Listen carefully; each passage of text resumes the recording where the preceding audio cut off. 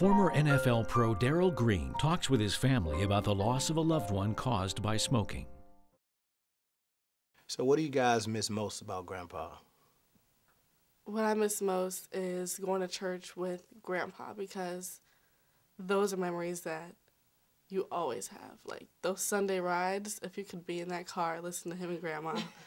I miss those rides so much.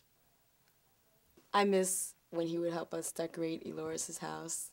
Oh, yeah. Yeah, he would help us decorate. And it was kind of sad because after we did it about 3 years, and then the last year he actually couldn't get to the top of the tree because he couldn't breathe very well. It was sad because he had to sit down and actually catch his breath, and he hadn't been there more than 5 minutes. He was actually sitting in the just breathing, trying to just find a way to, get himself back together. So when someone smokes, you love them as your parent, and you have all this great respect for them. They're really putting you in a bad position.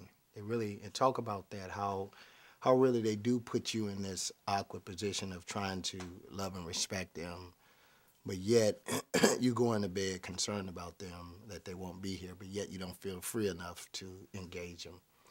I just feel that when someone smokes and you love them, it just puts you in a hard spot altogether. Even if you're not the one smoking, you're in a hard position because you don't know what to do. And if you ever do lose them, you feel like it could be your fault because you didn't say anything.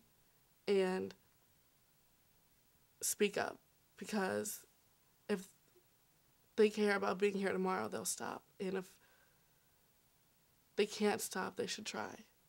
I think that in households, generally, we're brought up, the parents tell us what to do. That's the deal. We don't ever tell our parents what to do. And I think that makes it difficult for us to come out. And when we know something is wrong that's going on, it's hard for us to say, hey, that's not cool. Like, you shouldn't do that. It's unhealthy for you. I think that that's what made it hard telling Grandpa to stop, because, we're brought up not to tell any adults what to do. And so to tell Grandpa you shouldn't smoke, it would be totally crossing the line from what we know. But on the flip side, it would actually be changing someone's life.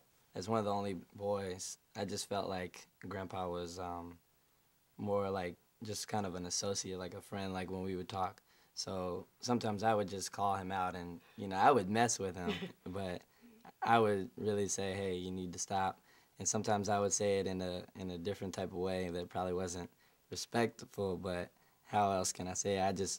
I was so hard-headed, I just would say it. And he actually took that to the heart. Now that Grandpa's gone, now that you're older, you've gone through all that experience, now how do you look at people that smoke, people that you love or people that you don't know? How do you look at that, and how do you now approach it? I have a friend that smokes, and it bothers me because I've witnessed firsthand what smoking does. I'm like, look, you have to stop. That's not good. My grandfather died from it. A lot of people at my university smoke, and I'm like, with all the information that we have today of what it does, and you see people around you sick, and you see news reports and statistics, why do it? I've actually found myself on a few occasions taking people's cigarettes. And that is a vicious approach, I admit, but I've had close friends of mine who I just won't accept it. They'll talk to me with a cigarette in their ear, and I'll just take it and throw it on the floor. And naturally I wouldn't do that to someone I wouldn't know, but it's just because it's almost like I'm looking at a disease. It's not a cigarette. I look at it as, oh my gosh, no. And it's like a reflex. So, yeah, and anyone who's tried to talk to me smoking, I literally and I don't mean to criticize, I just like, that's disgusting, why are you doing that? And I'll break the conversation. I won't even care what we're talking about. It could be about Christmas, and I don't care. I will break the conversation to tell them, that's gross, why are you doing that? Put that away. I will leave, put it down right now. We'll be right back.